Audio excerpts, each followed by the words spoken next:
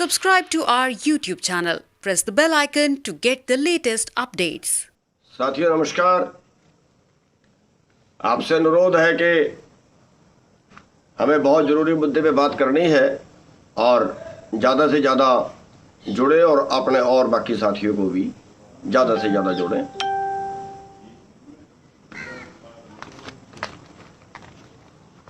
बड़ा अहम मुद्दा है जो फौज की नौकरी इन्होंने केवल 4 साल की कर दी है। ज़्यादा से ज़्यादा अपने साथियों को जोड़ें।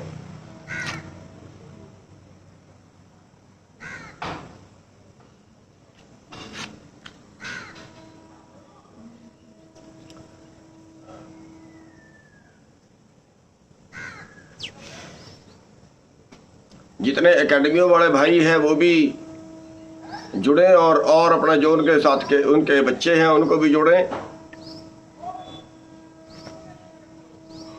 सारे देश का मुद्दा है।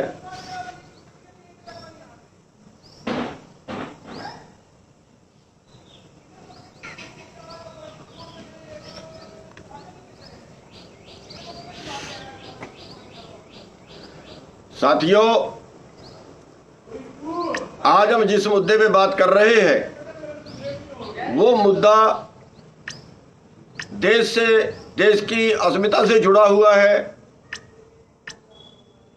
देश के धरती पुत्रों का, भारत माँ के लालों का सवाल है।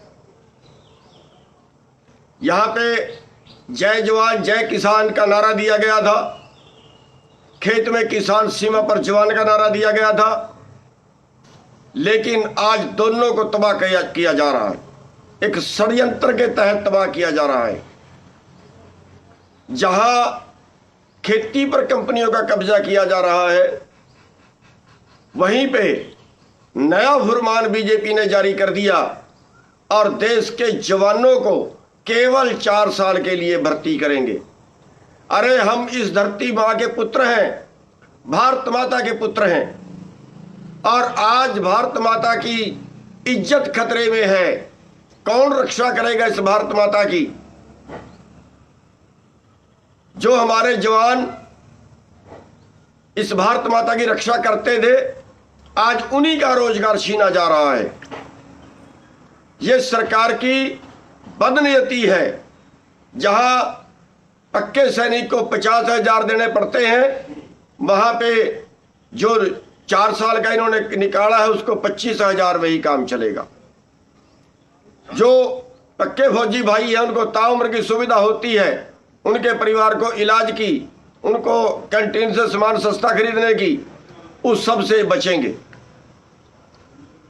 मोटी बात यह है कि सरकार जो है आपका रोजगार छीनना चाहती है।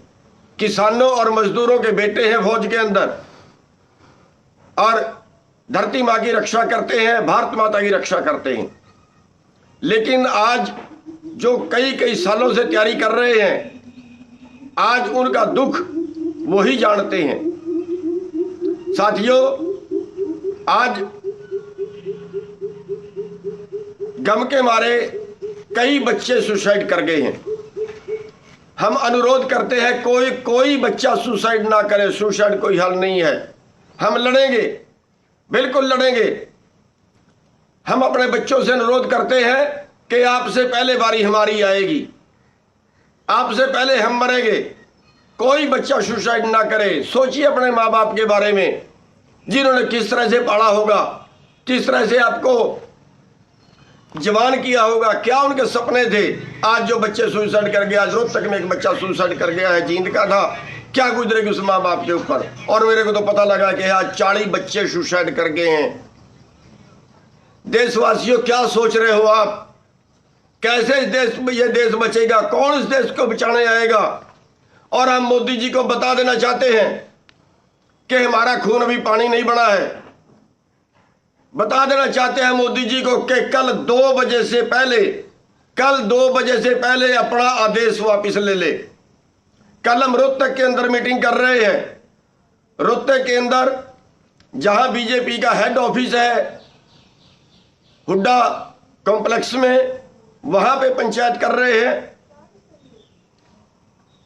वहां पे फैसला लेंगे। अगला 2 बजे के बाद हम अपना फैसला सुना देंगे वहां पे पंचायत करके सबकी सहमति से। उसके पहले बीजेपी सोच ले,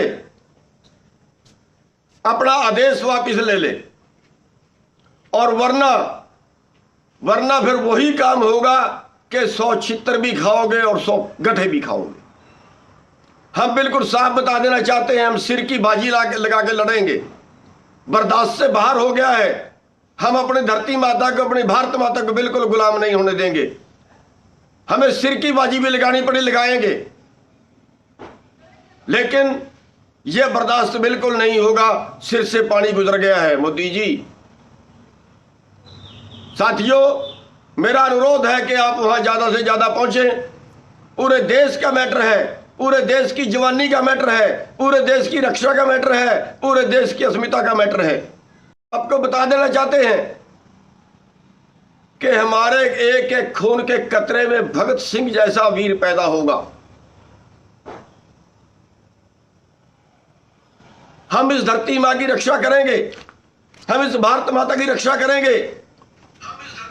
सबने एक होकर लड़ना है, सबने एक मंच से लड़ना है, लेकिन शांति से लड़ना है। मेरा अनुरोध है, बहुत जगह पे आज साड़ फूंक हो चुकी है। साथियों, ना हमने अपने देश को नुकसान नहीं करना, हमने अपने देश की संपत्ति बचानी है, ना कि फूकनी है। हमने अपने देश की संपत्ति बचानी है। हम लड़ेंगे, दम से लड़ेंगे, आखिरी सांस तक लड़ेंगे। और मैं बता देना चाहता हूं कि किसान आंदोलन में तो मोदी जी आपको माफी मांग के काम चल गया था, अब तो माफी मांग के काम भी नहीं चलेगा। क्या आप देश को बेचना चाहते हो? देश की जनता बैठी देखेगी। मैं अनुरोध करूंगा कि जातियों से ऊपर उठिए, धर्मों से ऊपर उठिए। सबसे पहले देश है हमारे लिए, सबसे पहले देश है। हम जातियों से ऊपर उठ के, धर्मों से ऊपर उठ के इस सांझी लड़ाई को लड़ेंगे। और कल सारे भाई रोहतक के अंदर हुड्डा कम्प्लेक्स में, जहां बीजेपी का हेड ऑफिस है हरियाणा का, वहां पे सारे भाई इकट्ठे हों और सारे भाई इकट्ठे होकर विरोध करेंगे। और वहीं पे पंचायत करके अगला निर्णय लिया जाएगा कि इस सरकार को कैसे झुकाया जाए, इस सरकार से इस देश को कैसे बचाया जाए। तो साथियों, जो पूरा देश के अंदर आज षड्यंत्र चल रहा है, देश के सारे कारोबार कारपोरेट को बेचे जा रहे हैं। देश की खेती भी कारपोरेट को जाएगी। आज मिलिट्री पे हमला हुआ है।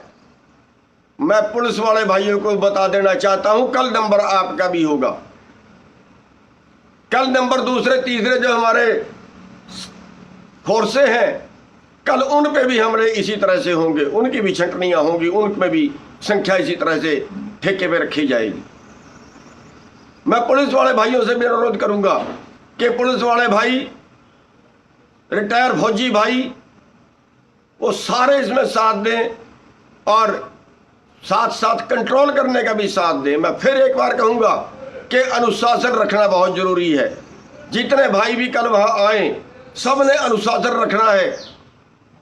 हमने कोई तोड़फोड़ नहीं करनी, हमने कोई आगजनी नहीं करनी। हमारे पास बहुत से तरीके हैं आंदोलन लड़ने के। इस सरकार का नाक रगड़वा के हटेंगे, लेकिन तोड़फोड़ से नहीं करेंगे। कोई भाई गर्म दिमाग का आए, उस भाई को रोकना है। और मैं तो बल्कि यहां तक भी कहूंगा कि जो भाई तोड़फोड़ करने वाले वो हमारे बीच में ना आए। वो आंदोलन को तोड़ते हैं, आंदोलन को खराब करते हैं और सरकार का फायदा करते हैं। वही जाट आंदोलन वाली हो जाएगी अगर तोड़फोड़ की। मुकदमे भी हमारे पे होंगे, बच्चे भी हमारे मरेंगे। और फिर यहां पे आगे बात निपटेगी कि चलो केस वापस ले लो, बाकी सौदा भाड़ में जाए, बाकी आंदोलन का वहीं रह जाएगा। इसलिए हमारा कोई भाई तोड़फोड़ नहीं करेगा। अगर पुलिस लठ मारेगी, हम लेट के खाएंगे, आगे खड़ के खाएंगे, हम कोई तोड़फोड़ नहीं करेंगे। लेकिन इस देश को बचाएंगे। इस देश को बचाने के लिए अगर जान भी लगानी पड़ी वो भी लगाएंगे। ये पुलिस पे हमला, ये हमारी फोर्स पे हमला है, हमारी मिलिट्री के ऊपर हमला है, हमारी देश की सुरक्षा के ऊपर हमला है। साथियों, बस मैं इतना सा आपसे अनुरोध करूंगा कि इसमें जाति को बुला के, धर्म को बुला के, पार्टी को बुला के, मैं सारी राजनीतिक पार्टियों वालों से भी कहना चाहता हूं, आप किस काम के हैं? आप किस काम के हैं? आंदोलन करना हमारा फर्ज नहीं है, आंदोलन करना राजनेताओं आपका फर्ज है, अपोजिशन वालों आपका फर्ज है। आप क्या करते हो? आंदोलन करिए, सड़कों पे आइए, नंबर बनाने के लिए नहीं, वोट के लिए नहीं, इस देश को बचाने के लिए आइए। आपका भी उतना ही फर्ज है जितना हमारा, नहीं बल्कि हमारे से 10 गुना ज्यादा आपका फर्ज है। मैं सारे राजनेताओं से, सारे पूर्व सैनिकों से, सारे युवाओं से, सारे मजदूरों से, किसानों से, दुकान वालों से, जितने भी हमारे कम्युनिटियां हैं, सबसे अनुरोध करेंगे कि सबसे पहले हमारे लिए देश है, बाकी सब चीज उसके बाद में है। इस देश को बचाने के लिए हमने संगठित होना है, हमने इकट्ठे होना है और अनुशासन में लड़ना है। अगर अनुशासन में ना रहे तो तबाही आपके सामने होगी। हमारी अगली पीढ़ी तबाह है, हमारी आंखों के सामने तबाह है।